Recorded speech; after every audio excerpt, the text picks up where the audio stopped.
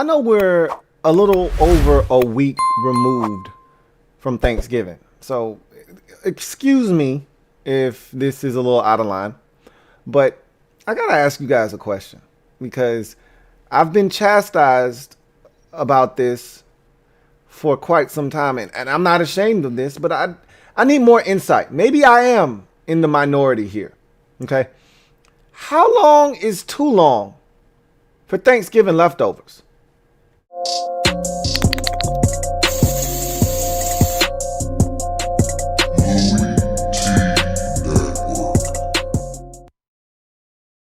Who else could it be? Me, your man, Louie T. Welcome to the 117th installment of the Louie T Network podcast. I, of course, am your set man, Louie T. Thank you for joining me. Got a lot to talk about on this lovely Friday afternoon here on the Louie T Network. We got a lot to talk about with week number 13 in the National Football League. I think there are some teams on upset alert this week.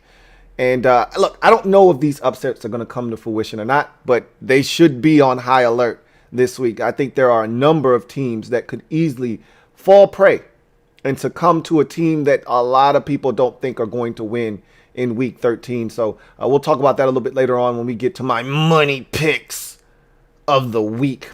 We'll get into the Gem Droppin Session here in a second. And I want to talk about the things people say. I mean, it's amazing. You know how they used to say the darndest things kids say, you know, the things some of these people say out of their mouths. It is amazing sometimes that people don't think before they speak.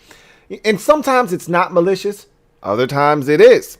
We'll talk about that here in a second in the Gem Droppin Session. But before we get to any of that, all right, I got to ask you guys about Thanksgiving, man. Leftovers in particular. You know I love leftovers. Hell, I got a segment. Thursday night leftovers, okay? I'm a leftover guy. I've told you this multiple times already that I love leftovers. I think the seasoning marinates just a little bit more. Everything kind of gets to settle.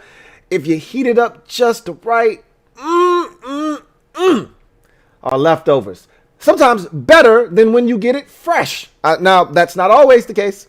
Not always the case. French fries are not better reheated, okay? They're better the first time around. Not everything is in that category of maybe better after leftovers. However, wanted to ask you this. So, obviously, for some of you, you may not be privy to this information, but I went home for Thanksgiving. Went back to the 757. All right, and kicked it with the fam for about a good 3 or 4 day stretch. Enjoyed myself thoroughly. I talked about that on the podcast the last time. But the thing that I didn't tell you guys is that the food ran out much faster this year than it seems like in any other year in past Thanksgiving years.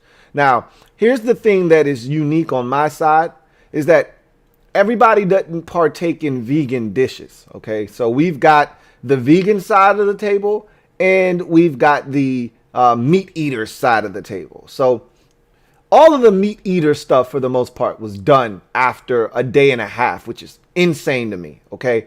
But my stuff, because it's usually me and my sister's a vegetarian.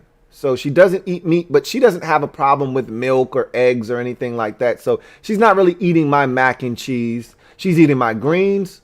You know, she's eating some of the sides that I have, the yams, you know, the cornbread, all of that stuff. But a lot of people, there's this misconception that for some reason, you know, the funny part is if I don't tell you it's vegan, you wouldn't even know it.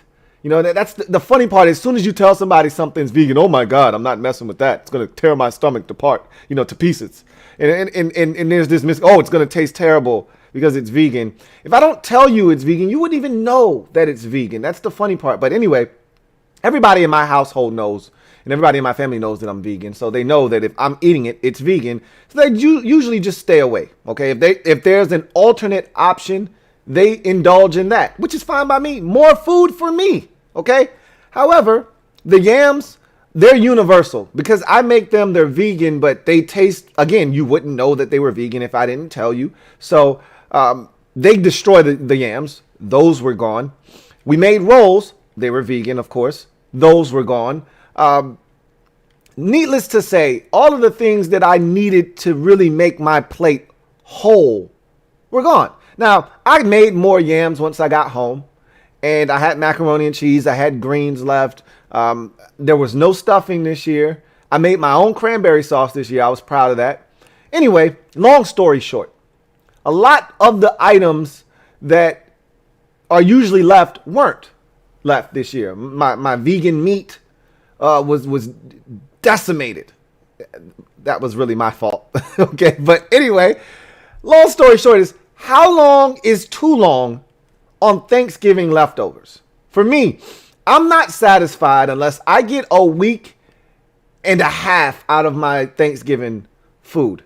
That means I want at least another week and a half of mileage out of the food that was cooked, the Wednesday or the day before Thanksgiving. So I'm right around that, week and a half point right now.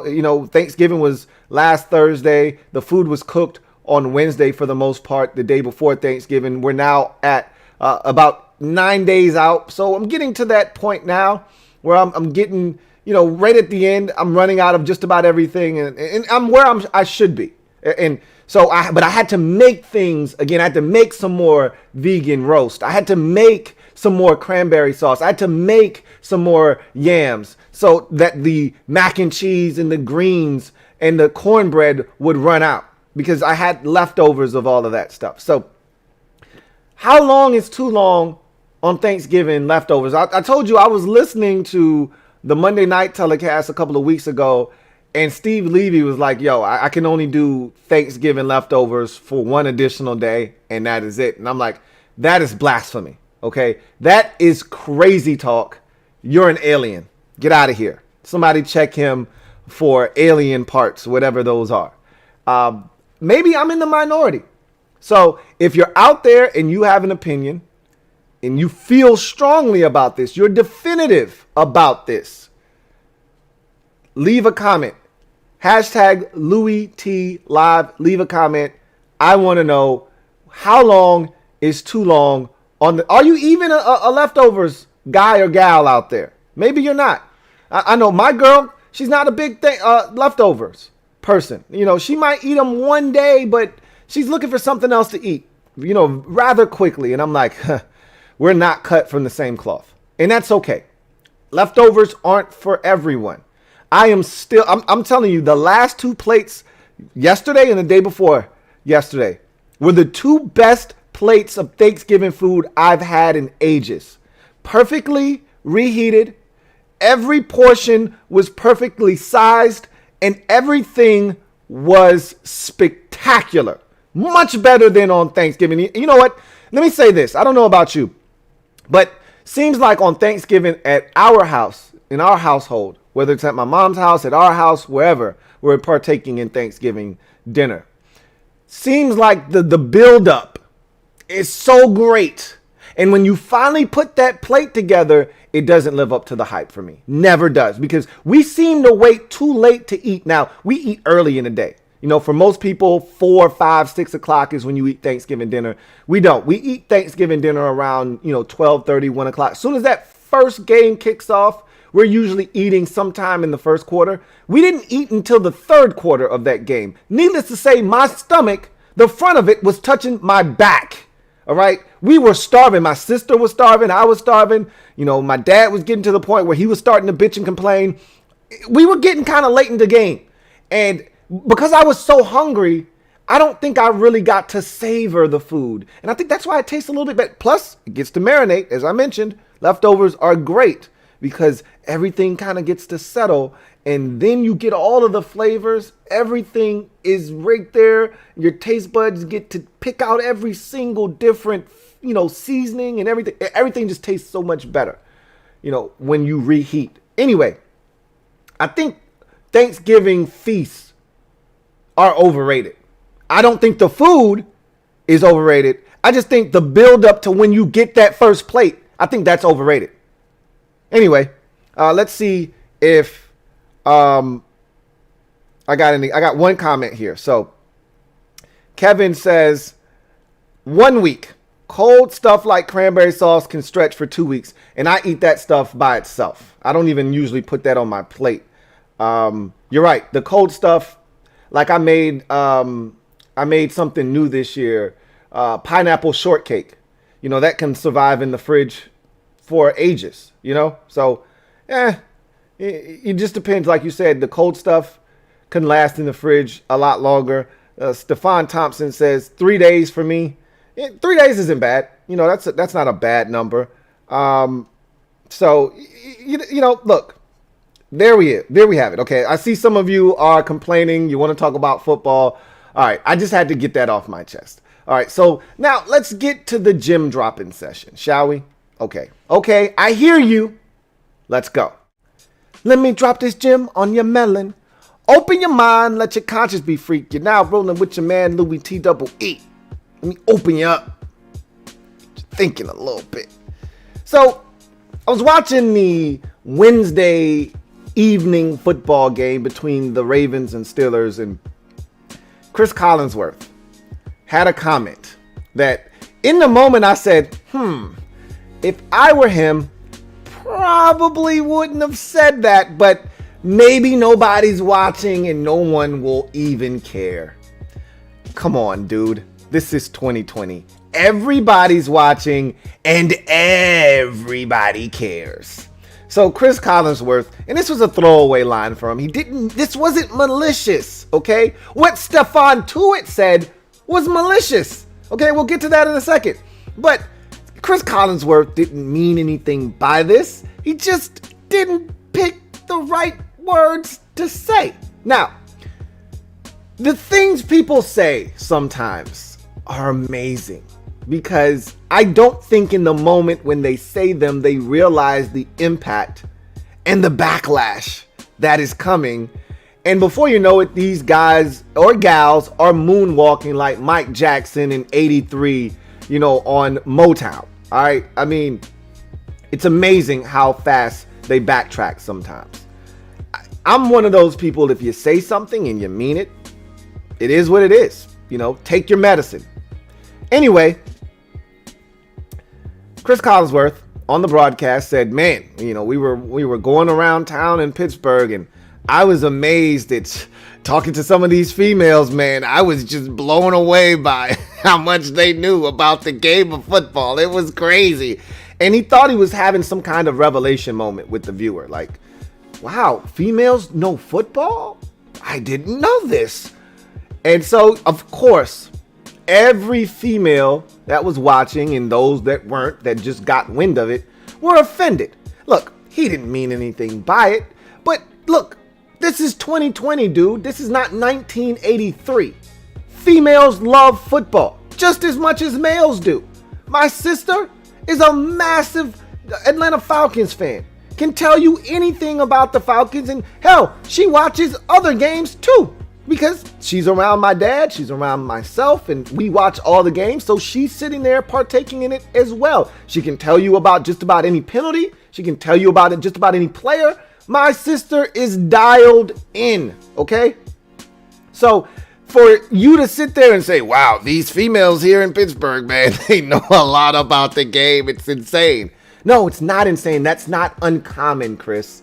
Okay? So, of course, he just got lambasted on socials. I mean, they took him to task.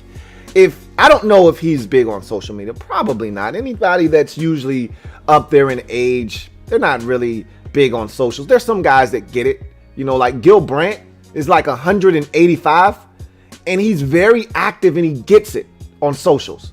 But, you know, most people like Collinsworth, I don't think they're on socials very often. If he even has, you know, any social media accounts, it would have been best for him to just stay off for about a good 48 to 72 hour period because he was getting trashed on socials. Again, he didn't mean anything by it, but look, it's 2020. Females know just as much about football as males do, okay? You can't, that line isn't going to slip by anybody, okay?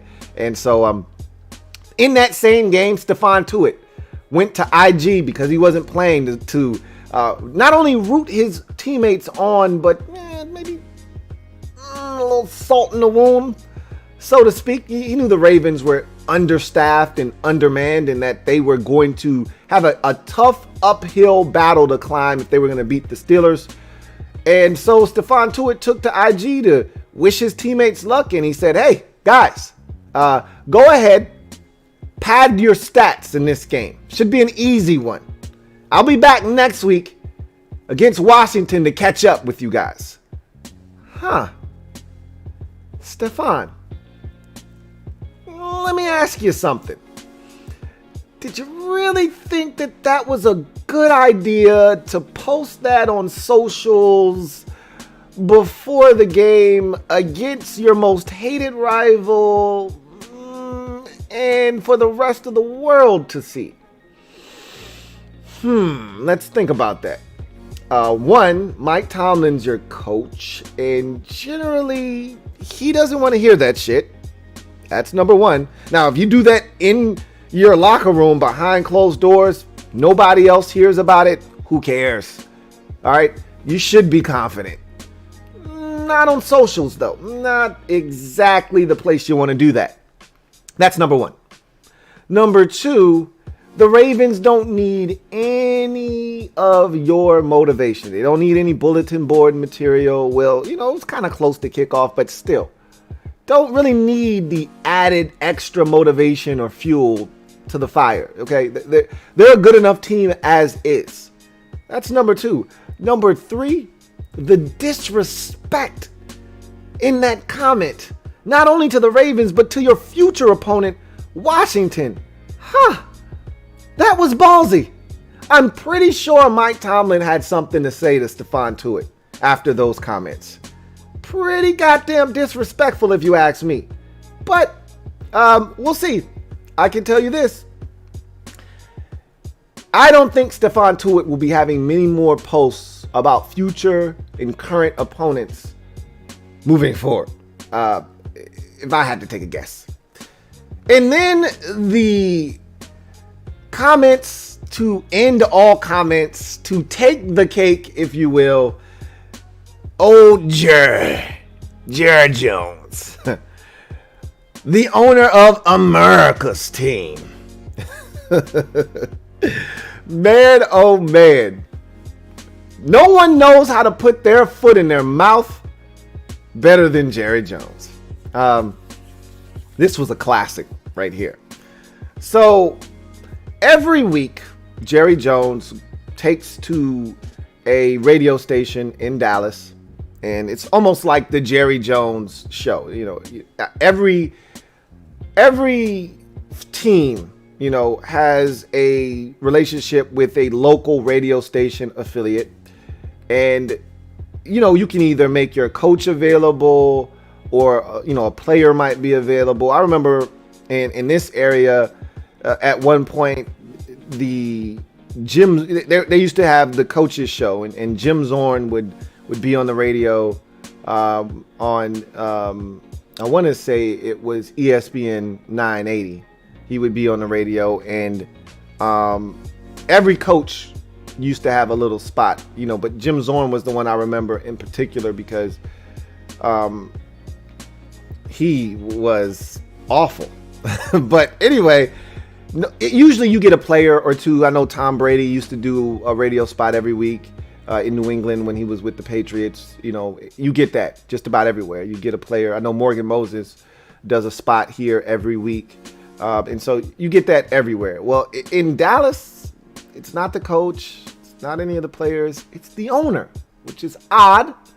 But, Jerry Jones loves the limelight. He can't help himself. So, anyway, the topic of the quarterback position in Dallas came up, and the struggles of Ben DiNucci and, the injury to Andy Dalton and even having the other guy that came in against the Steelers who played and actually didn't play that poorly, gave him a shot. And Jerry equated playing 7th round rookie Ben DiNucci to the Denver Broncos having to play a practice squad wide receiver in Kendall Hinton. And so when the question was posed, have you ever seen anything like what the Denver Broncos had to endure on Sunday?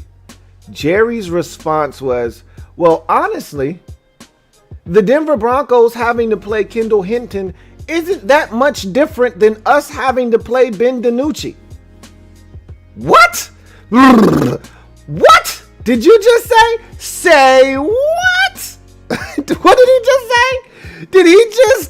Did he just compare an actual quarterback that you drafted, that you scouted and thought was good enough to warrant a 7th round pick?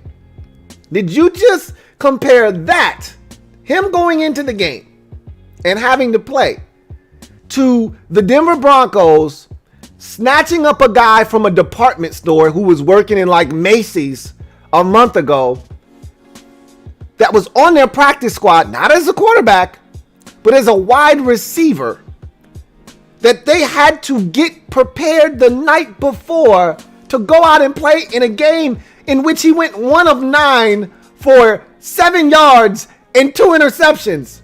Are you comparing a practice squad wide receiver who hadn't been hit physical contact in over 2 years, that the Broncos had to start at quarterback, to you starting a guy that led his team to the national championship in Division II ball last year for James Madison? Are you comparing the two of those guys?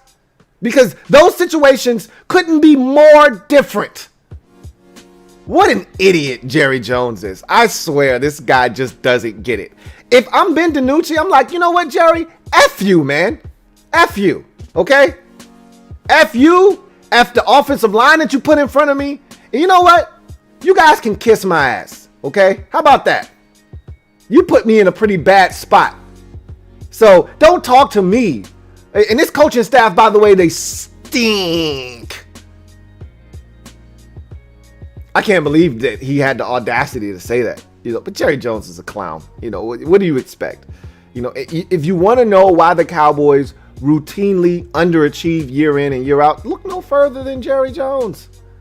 It's not a coincidence that teams around the league that routinely struggle, because usually it starts at the top. You look at the Jets, Woody Johnson is a terrible owner.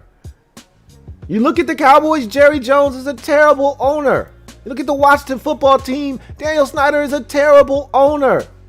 You look at the Browns, they've gone through so many guys owning the team, and Jimmy hasn't been much better. Like, it's not a coincidence.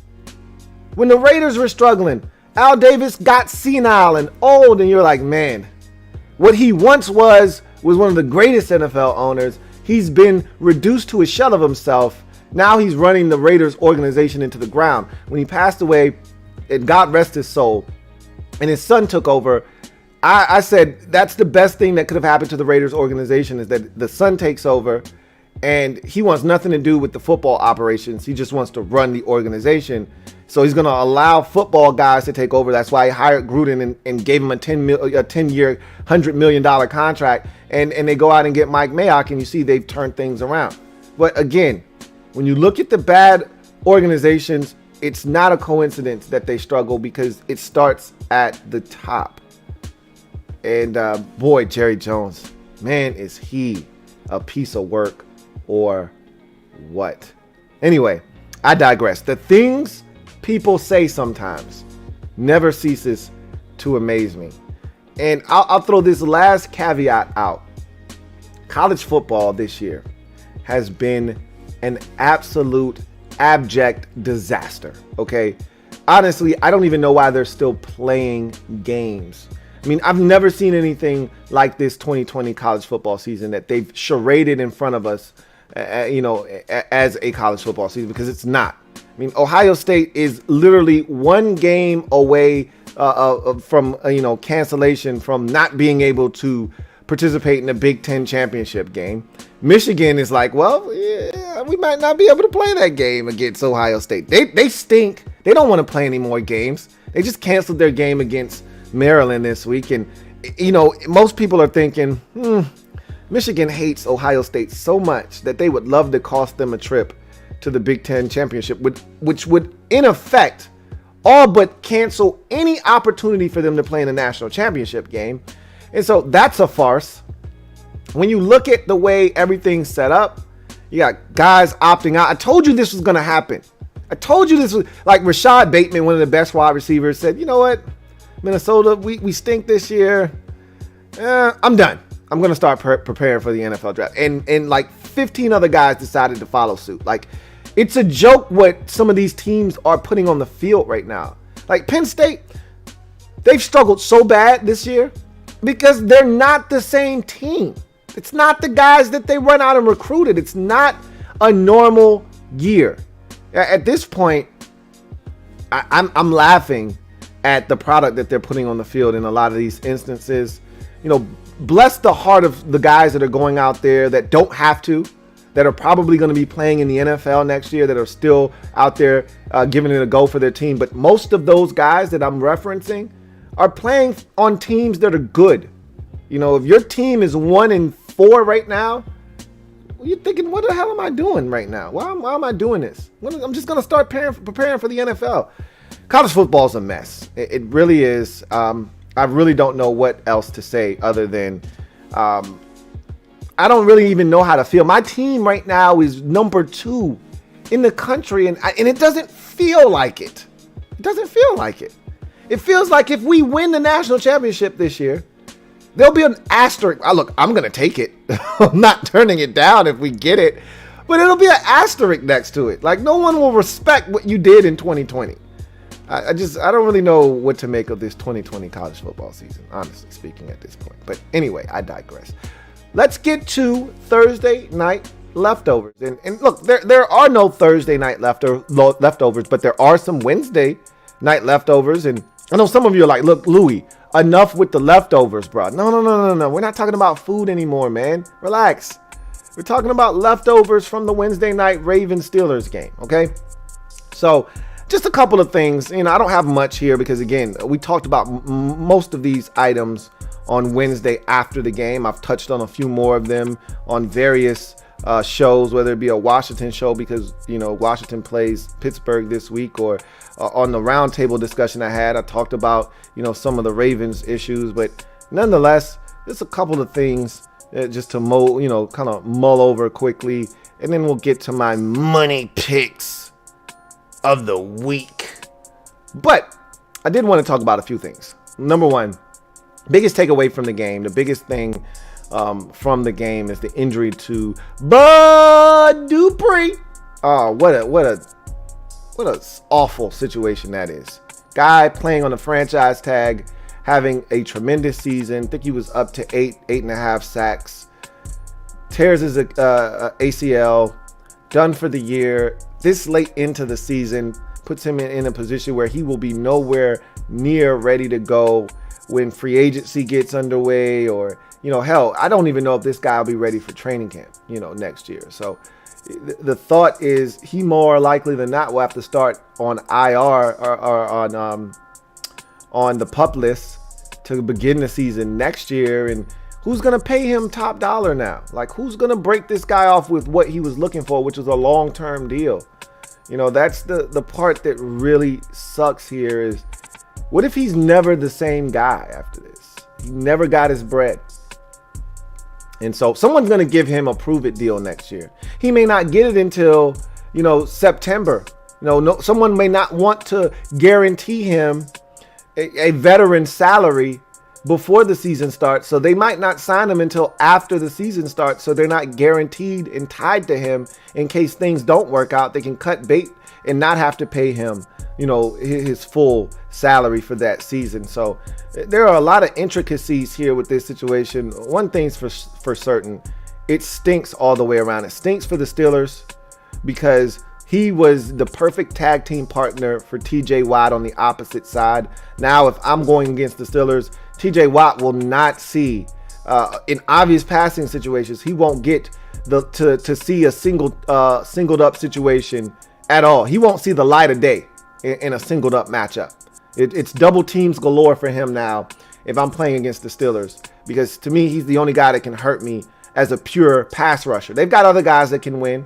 The aforementioned Stephon Tuitt, Cameron Hayward is another guy that can win on that defensive line. But of pure pass rushers, and I know they got Alex Highsmith, and he's going to get his first career start against Washington, and he's a quality edge rusher, but he's young and he's not Bud Dupree. So, and then more importantly, it stinks for Bud Dupree.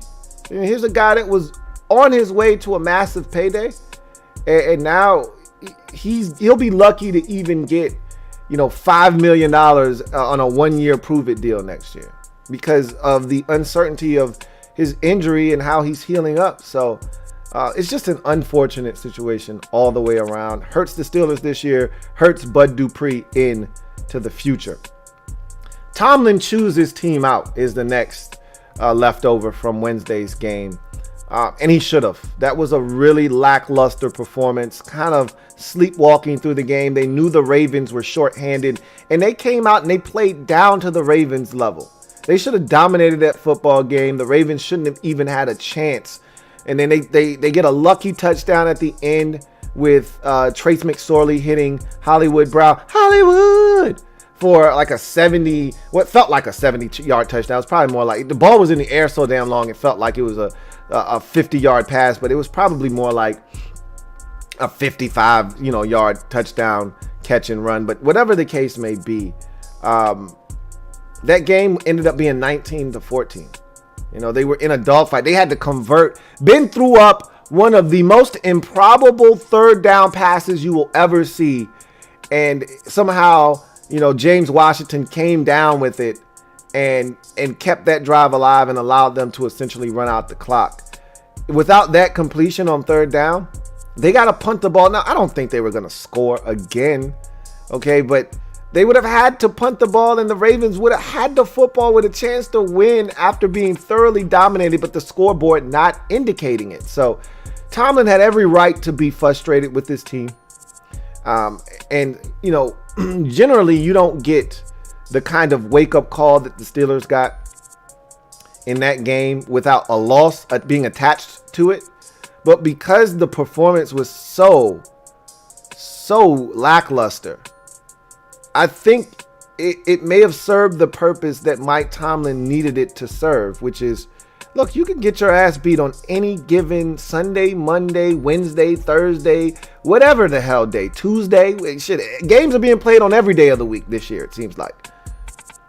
You guys better come ready to play and give better effort than what we saw today, or you will get beat. You think because you're 11-0 that you can't lose a game, because you can. And I'm pretty sure he tore into their asses, and they'll be ready come Monday against Washington. I will say this, and this is another thing, so I'll just touch on it now because this was another leftover. The scheduling aspect of that game. Wednesday. The last time we saw a game out of place like this one was all the way back in like week number 5 or so, when the Titans took on the Buffalo Bills. And the Titans had this long, laborious layoff, limited practice time, and everyone thought, oh my God, they're going to get destroyed by the Bills. And at the time, if I'm not mistaken, both teams were undefeated on the season. And it was a heavyweight matchup, Bills and Titans. And the Bills got destroyed. Something like 42-19 or something like that. It's a crazy game. And, you're thinking, wow, maybe practice is overrated. No, it's not overrated. The next 3 games, the Titans lost 2 out of the next 3 games, including the biggest upset of the season at Cincinnati, in which they were thoroughly dominated in a 31-20 loss to the Cincinnati Bengals. All right, the score doesn't really do that game any justice. They were dominated thoroughly in that ball game. And so what I'm saying to you is the next game that they played after that Tuesday was 5 days later, and they should have lost to the Texans. They had to get to overtime in a game that they should have lost because the Texans decided to go for 2 when they didn't need to. Should have kicked the extra point, forced the Titans to have to go for 2. Maybe you win the game by 1. Who knows? Hindsight is 2020. They go for 2. They don't get it. They try to put the game out of reach. If they get that 2-point conversion, they're up 9. The game's pretty much over. Instead, they miss it. It's a 7-point game. Titans go down the field, score a touchdown, kick the extra point, send the game to overtime. Derrick Henry runs all over them, including a touchdown in overtime to get the victory, 42-36. They should have lost that game. Should have lost 3 straight. What I'm telling you is when you have these scheduling quirks and there's a quick turnaround the following week, you're susceptible to getting your ass beat. And the Steelers are in a scheduling crunch now. The NFL really didn't do them any favors with this whole pushing back of the game. And look, even the Ravens, who started all of this nonsense, they're not going to be hurt as bad as the Steelers are. The Steelers have to play in 5 days. Their game is on Monday. It's a 5-day turnaround. Now, granted, they don't have to travel or anything like that. It doesn't matter. It's a 5-day turnaround for them. The Ravens get the extra day because they do have to travel. They did have to go home. All right. But they'll be playing on Tuesday. That's 6 days. That's just as ordinary and commonplace as it gets in this league. That's the equivalent of playing a Monday night game and then having a game on Sunday. It's a 6-day turnaround. The Ravens will be just fine. Meanwhile, the Steelers will play in 5 days on Monday night or Monday evening versus Washington. They're at a disadvantage. Washington will be coming on, and look, it doesn't matter. Washington's had long layoffs before and didn't come out their sharpest that following week. But Washington's coming off of playing on Thursday against the Dallas Cowboys on Thanksgiving. You're talking about every bit of 11 days off for Washington. They will be ready. They should be overly prepared for the Pittsburgh Steelers. That's going to be that's going to be something worth watching. If they lose that game, there may be some built-in excuses. No one expects Washington to go in there and win that game. Only the fans of Washington think it's possible. But there's something to be said about this scheduling quirk. I will say that. And that was a hard-hitting affair versus Baltimore. So we'll see how that ends up going. And then last leftover from that game is the Ravens backup quarterback situation. My biggest takeaway is, God forbid anything happens to Lamar Jackson. What in the hell are the Ravens going to do? Because that was as unimpressive as a backup situation I've seen all season long. And I've seen some pretty bad ones. You know, when Joe Burrow got hurt and they had to bring in Ryan Finley, it was pretty damn bad. He was thoroughly dominated by the Washington defense. He didn't look like he could operate. The Ravens knew that Lamar Jackson wasn't going to play in this game. Robert Griffin III took snaps the duration of the week. Once he realized, not going to have Lamar in this game, he took first team reps. It's one thing when a guy is thrusted into action in the second quarter of a game that he didn't expect to play in, or the third quarter of a game that he didn't expect to play in. Totally different set of circumstances than a guy knowing, hey, Lamar's out this week, has COVID-19, you're up. To look the way that he looked for the first half of that game before he had the injury in the third quarter. It might have been, matter of fact, it was late second quarter that he pulled the hammy and then lied to the staff and told him he was good, when we all know the truth, he wasn't. Ultimately had to come out of the game in the fourth. And Trace McSorley comes in and doesn't look that much better. Okay. Their backup quarterback situation is abysmal. You know who they could use? And I know he's a little bit different than Lamar Jackson in terms of his speed and his quickness and all that. They could use Jalen Hurts. I said during the draft process, that'd be the perfect landing destination for Hurts. I thought the Ravens would go out and try to get him. And I knew they were cool with Robert Griffin III being there. But if I were the Ravens, I would have. And look, I wasn't spending a second round pick on Hurts if I were the Ravens. So I understand that. But you do need to have a quality backup quarterback behind Lamar because of the style of play that he indulges in. You got to have a guy that can step in and keep the ship afloat. I don't think Bob Griffin is that guy. I don't think Trace McSorley is that guy. If Lamar Jackson turns an ankle, sprains a knee, breaks a thumb on a helmet, what the hell are you going to do? You're done. You already are skating on thin ice as it is right now. Okay, you can't afford any more losses for the foreseeable future. You know, at the juncture that we're at, you probably need to finish up the season on a 5-game win streak and finish up at 11-5 just to ensure a chance at making the postseason. With the way the AFC is set up, with all these 8-win teams and a couple of 7-win teams, and you're sitting there at 6-5, and looking at the Dolphins schedule and the Raiders schedule, they've got winnable football games. The Browns have winnable football games. They got the Giants. They just beat Jacksonville. Like the teams the Browns have left on their schedule, very, very doable. So you don't have any margin for error if you're the Baltimore Ravens. You got to win. You can't have Lamar Jackson have anything happen to him or you're done. If I'm the Ravens, and I think Bob Griffin's on the last year of his deal, I'm not sure about that or not. Don't quote me on that.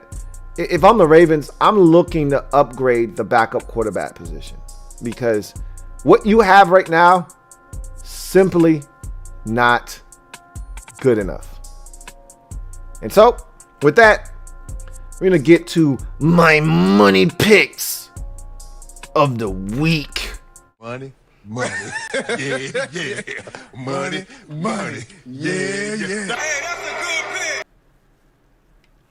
Money, yeah, yeah. Money, yeah, yeah. Let's get it. So let's get it then. Week 13 money picks of the week. So your man Louie T right now as it stands. 122, 52, and 1 on the season. That's good for second place in my winners and losers league. I'm 2 back of my man Sean Mack in the leaderboard. I will say, shout out to, I want to say it was Ja last week. Let me look this up real quick. Shout out to, yep, it was Ja. Man, hell of a week. Ja went 14-2 last week. Woo! He was steaming like Willie Beeman last week. That's a hell of a run there.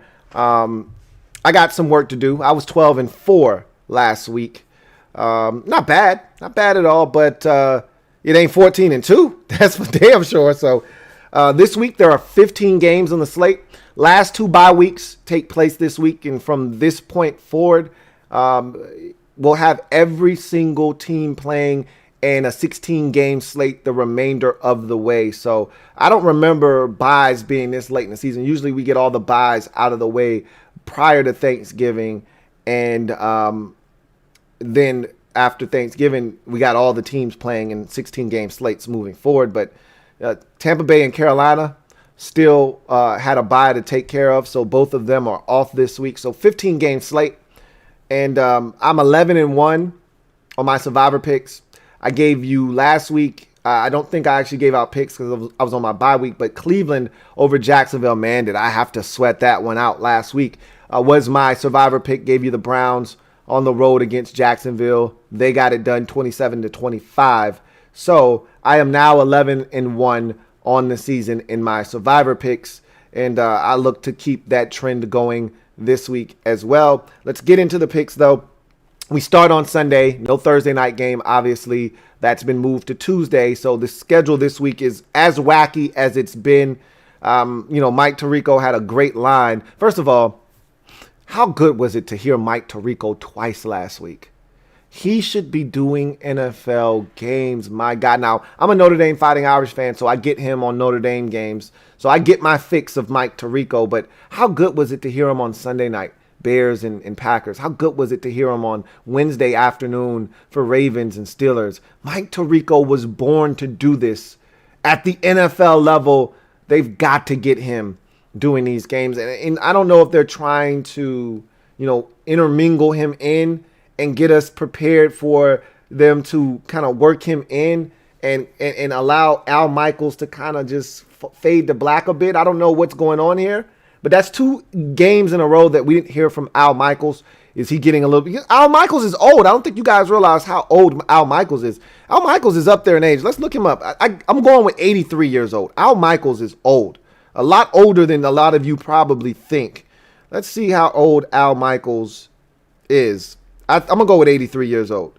Al Michaels is, I was way off. He's 76. He's old, though. That's old for a play-by-play guy. But I don't know if he's feeling well or if he just needed a break. He's getting up there in age.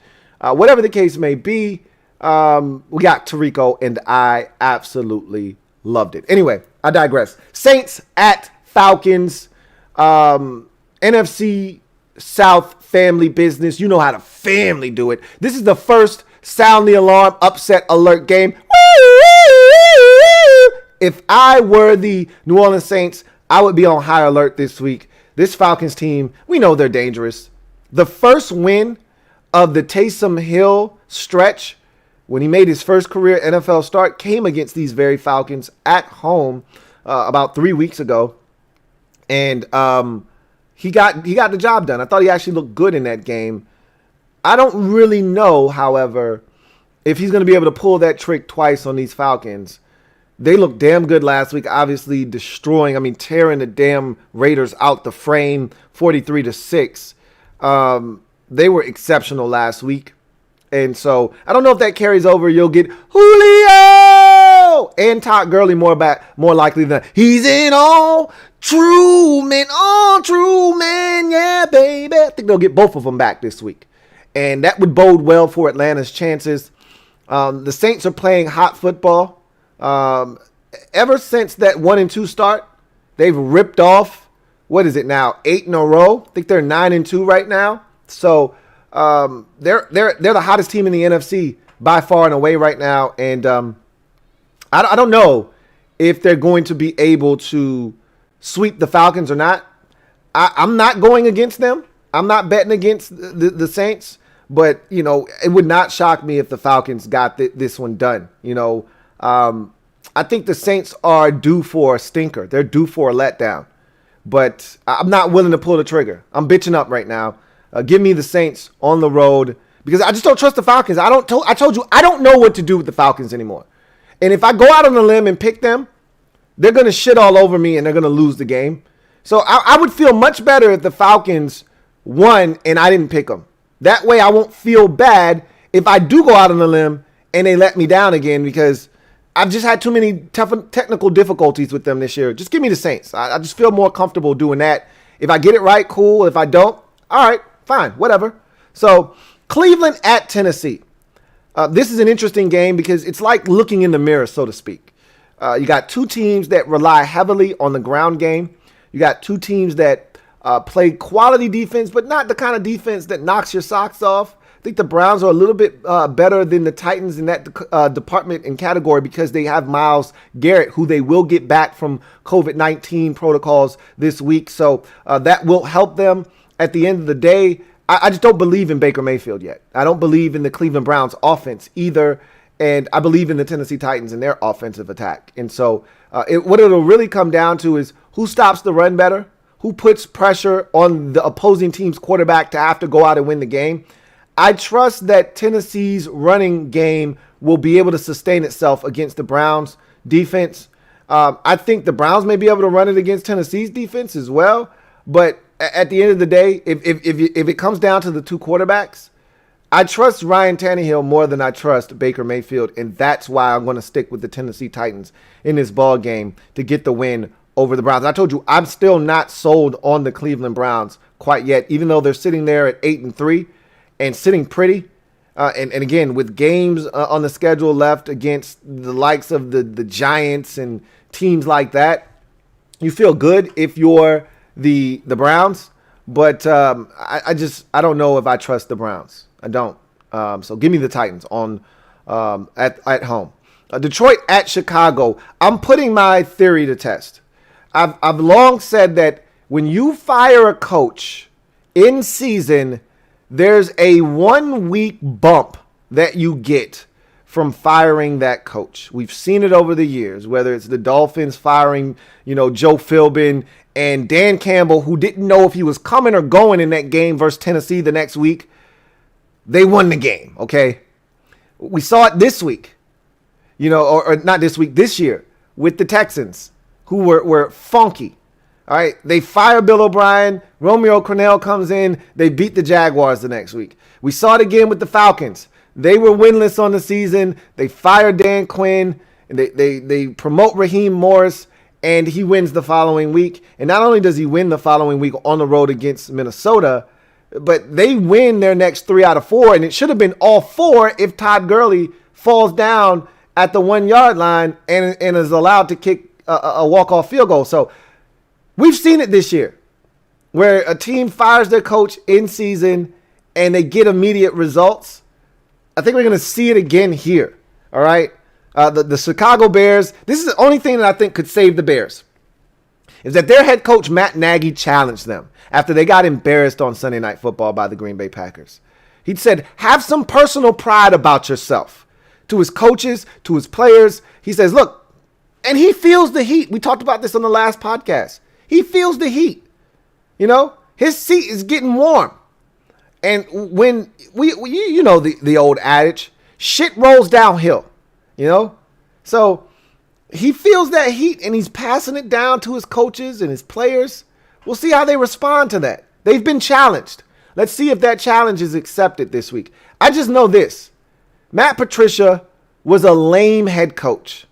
All right. He was a lame as a coach in this league. And he was a dictator. He's now gone. Players can exhale. I want to see if they now feel like, hey, we can go out and play some ball now, at least for a week. I think they will. And I don't know if they're getting back any of their parts. And when you get to this point of the season and you stink like the Lions do, and you got an injury, it's a lot easier to say, yeah, you know what? If we were in it, I could probably play this week. My wrist feels a lot better, but we stink. And my wrist still kind of feels sore. So I'll let you know how I feel next week, but I'm going to sit this one out. It's a lot easier to do that. I surmise, however, that we're going to get a very spirited effort from the Detroit Lions with their brand new head coach. I don't even know who the hell it is. I don't care who it is. He's better than Matt Patricia. And so give me the Detroit Lions on the road to take down the Chicago Bears. The Bears. And hand them, what is it now? Their 5th? So this would be their 6th straight loss. Go ahead and hand it to them. Give me the Lions on the road. Cincinnati Bengals at the Miami Dolphins. I don't think the Bengals are going to win another game without Joe Burrow, so I'll make this one short and sweet. Give me Miami on the road. Tua, is he starting? Isn't he starting? Can he go? Can't he go? I don't care. It doesn't matter. Tua, Fitty, it doesn't matter. Whoever is under center is going to be good enough to get the job done against Cincinnati. Give me the Dolphins at home. Jacksonville at Minnesota. I just talked about the bump that you get when you fire a head coach in this league. Unfortunately for Jacksonville, that does not extend to firing general managers. I'm sorry. Oh, man. Sorry, Jacksonville. You don't get the same bump. You didn't fire your head coach, Doug Marrone. You fired your general manager. Oh, man, David Caldwell. That's not going to get it done. Sorry. So what I'm essentially saying is, while I understand why you did what you did, it's not good enough to net you a win. And maybe you don't want to win. Maybe that's not what you're after. At this point, maybe you're after the highest draft pick you can get. Whatever the case may be, that's going to benefit the Minnesota Vikings, who, if not for the loss against Dallas, they would be staring at 7-5 potentially instead of just getting back to 500 at 6-6. Whatever the case may be, they're not giving up on the season. They got a chance to get back to 500. They'll do that in this game. Give me the Vikings and Dalvin Cook to run all over the Jacksonville Jaguars and win this game going away. Don't sleep on the Jaguars. They're a tough out, but I think the rushing ability of Dalvin Cook in this offense will be too much for the Jaguars to handle. Indianapolis at Houston, AFC South family business. You know how the family do it. And I was ready to saddle up on Houston this week. I said, man, Indy's ripe for the taking here. You know, Deshaun Watson's playing hot ball, you know, and you could see the makings of Deshaun getting a piece of these boys. And then I said, wait a minute. Randall Cobb's out. Will Fuller is suspended. And you released Kenny Stills. Who is Deshaun Watson throwing the ball to again? And then it occurred to me, nobody.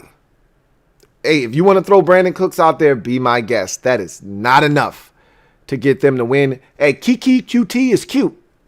That's not enough to get him to win against this Indianapolis Colts defense. Had he had Will Fuller, I would have taken Deshaun in this game. He doesn't, so I'm not. Give me the Indianapolis Colts to bounce back off of an ugly home defeat at the hands of the Tennessee Titans to get back to their winning ways with a win over the Houston Texans on the road. Give me the Indianapolis Colts. Las Vegas Raiders against the Jets. I'm going to say it one more time. Las Vegas Raiders versus the Jets. You know what it is. Giants at the Seattle Seahawks. This is my sole survivor pick of week number 13 in the National Football League. Look, haven't picked Seattle this year. Perfect opportunity to do it. No Daniel Jones. Most likely, he's doubtful. He's not out. Doubtful isn't out, but doubtful is, well, doubtful. More likely than not, he's not going to play. In comes Colt McCoy. Colt 45. Man, is Colt so trash. He's going to come in. He's going to, he's the worst type of backup quarterback you can have. Because not only is he not going to do anything, but if he does do something, it's going to be an interception. So, more likely than not, the Giants, they may put up a fight.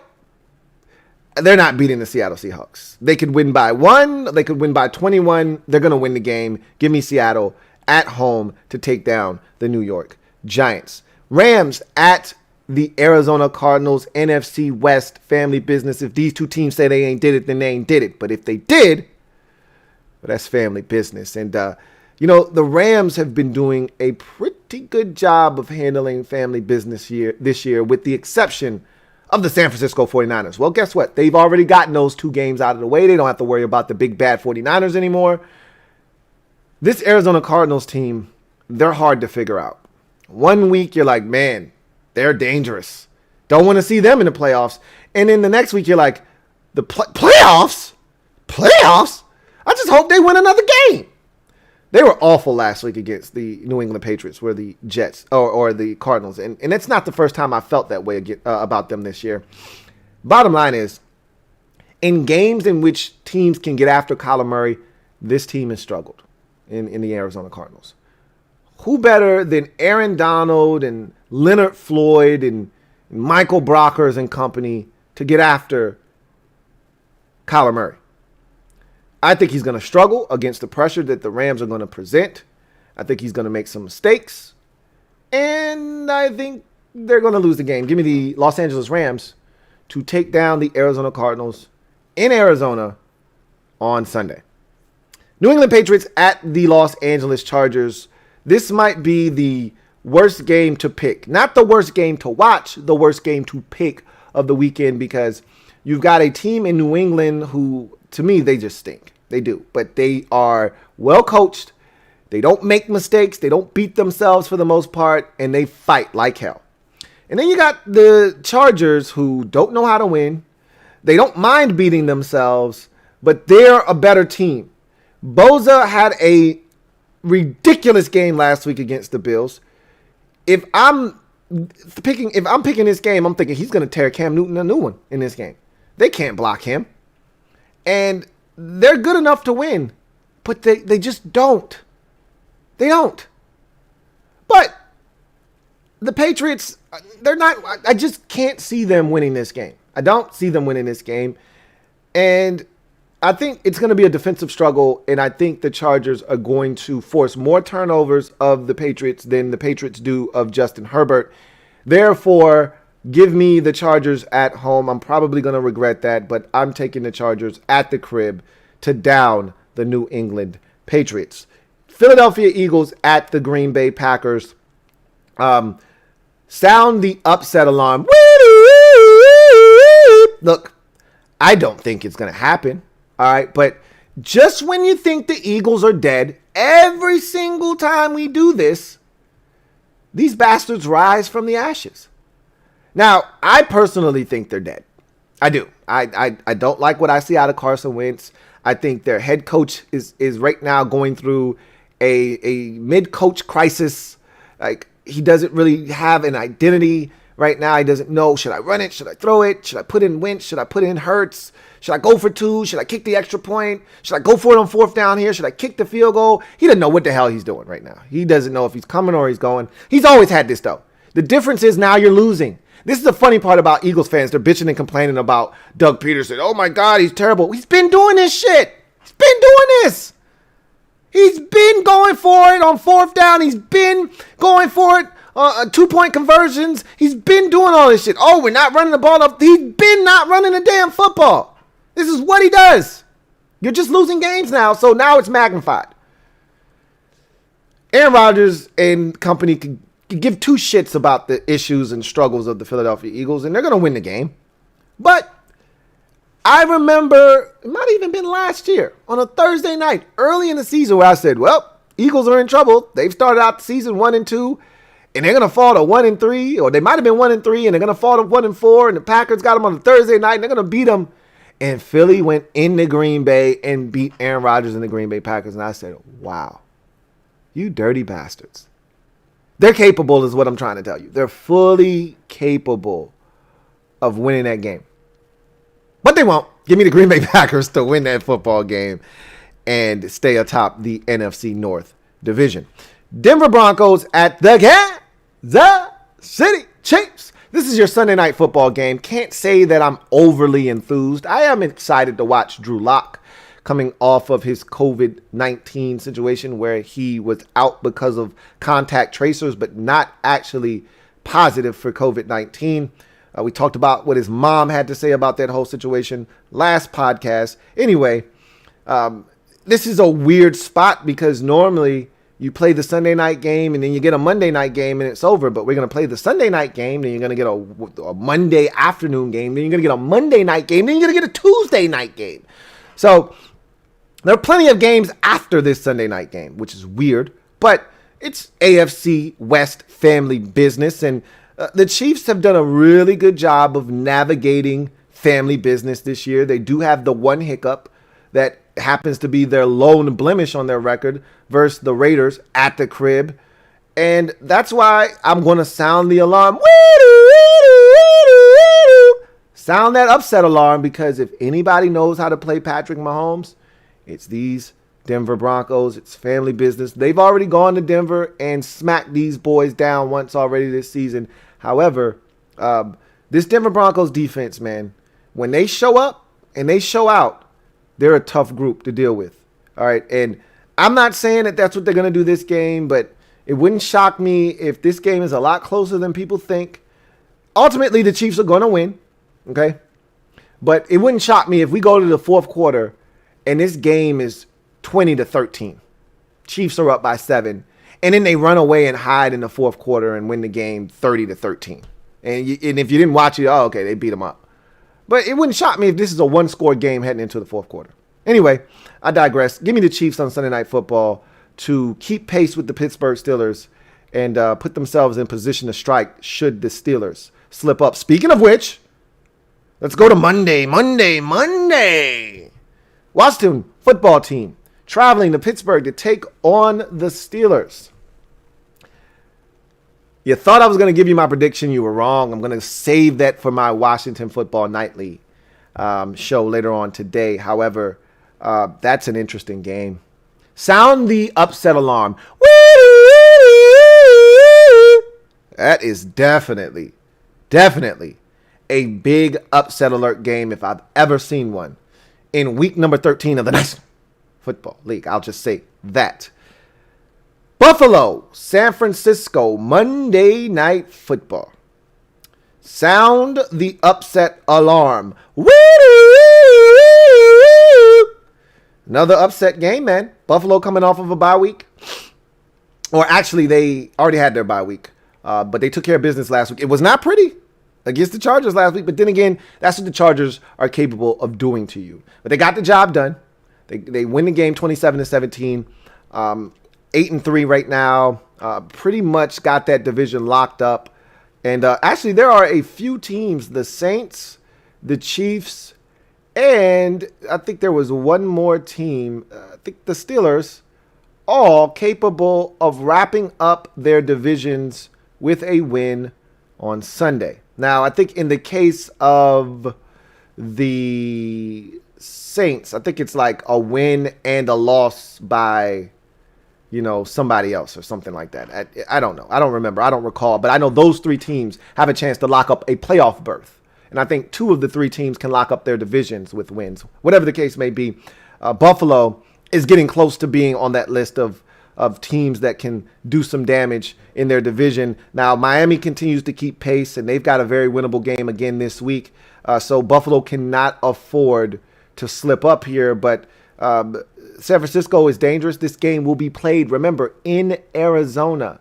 What's crazy is the Cardinals have a home game this week, and the very next day, the 49ers will have a home game. I wonder what they're going to do to the end zones. Will they just keep it the Arizona Cardinals logo and all that stuff, or will they change it? Will it be blank?